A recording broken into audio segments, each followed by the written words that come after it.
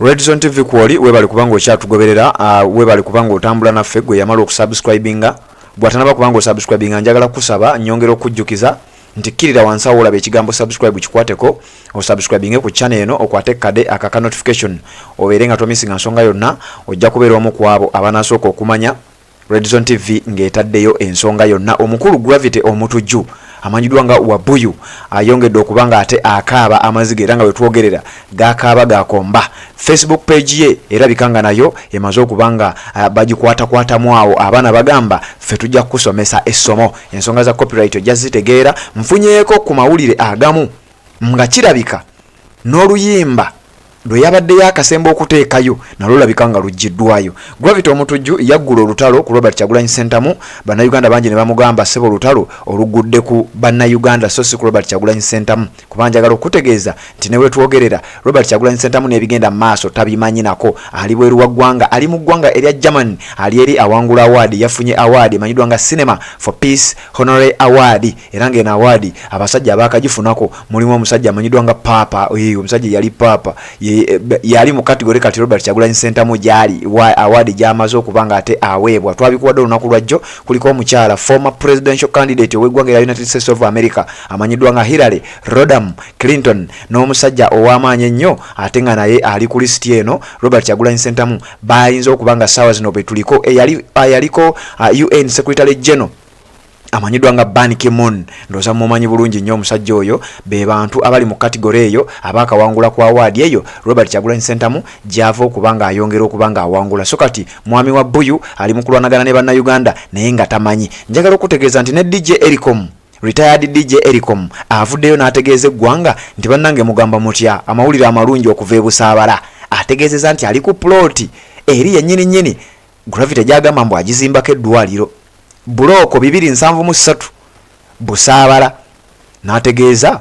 nti ku ploti ye kwali kwe yeyagalira era n'abuuza Gravity ogamba abantu nti ozimba eddwaliro olizimbawa. Amakya g'olunaku olwaleero Gravity yakedde n'agenda ku mukutu gwe ogwa Facebook n'ateekako post egamba nti kaakati tuleeta Muhoozi Nabbanja Vice President Federation ekulemberwa Kenzo etwale ekitebe kya NUP ebeere nga ye office za Federation abayimbi tunyumirwe. Ye yabadde post eyakoleddwa Gravity omutujju ng'asinzira ku mukutu gwe ogwa Facebook. Kaakati nawe twogerera bimaze dde okubanga bimwokya atandise okubanga addamu okubanga akaaba Alaajana nina video wano ngenda kubanga nkakuwa asinzidde ku mukutu ogwa Galaxy TV ogwa Twitter n'avaayo n'ayogera ebigambo ng'alaga nti Bobi Wine yamuli obubi nti era Bobi Wine yajjayo Ennyimbaze era Bobi Wine yajjayo kinaye wano ku Redson TV nja kukozesa omukisa guno anzijukize Gravity omutujju nti Robert Kyagulanyi Center mutali mu ggwanga ate n'ensonga endala Robert Kyagulanyi Center alina ttiimu ekwasaganya ensonga za music ekulemberwa sa Dan Magic era nabikuwadde olunaku lwajjo.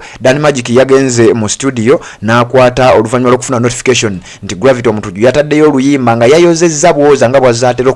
yayozezza mu luyimba lwa Robert Kyagulanyi Center lwe yayimba emyaka nga 10 egiyise emyaka ndoza giringa 15 egiyise oluyimba lwa Kiwaani. Gravity ono engeri gyazaakola ebintu bino n'ayoza mu luyimba olwo n'abeera nga ateekayo kati bali abasajja ne bafuna notification sa Dan Magic n'afuna notification nti ennyimba za mukamaawo waliwo amaze okubanga azoozaamu era alabika ataddeyo. So kye yakoze n'agenda ku mukutu ogwo n'aba nga yajjeeyo oluyimba olwo Gravity omutujju kyataategedde nti kati ali mu kulwanagana ne Kabaka Dan Magic eyakoze omulimu gwe mukama we watali waba nga ate yasobola okubanga akwasaganya ekintu ekyo. Waayise ssaawa ntono nnyo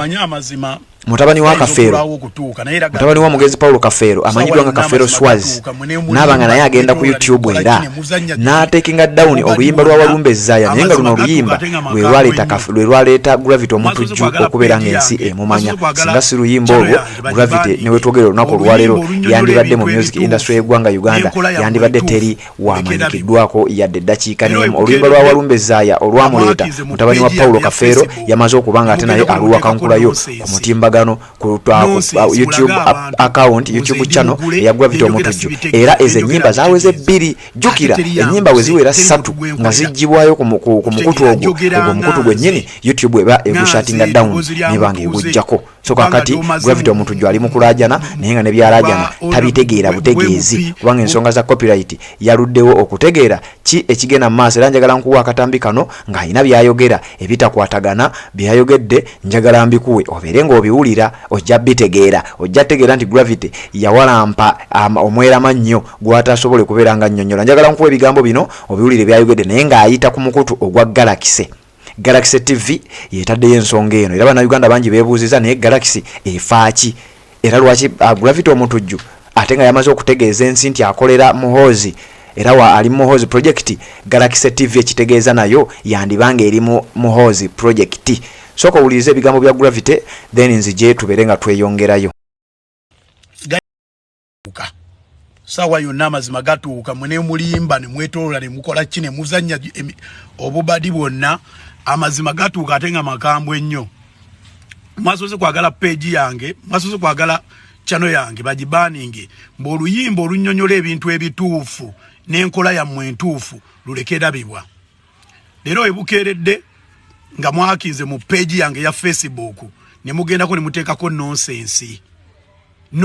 mulaga abantu bunze ndi mugule byenjogera sibitegeera byenjogera mbitegeeza ate teri yanguze teri muntu gwenkolera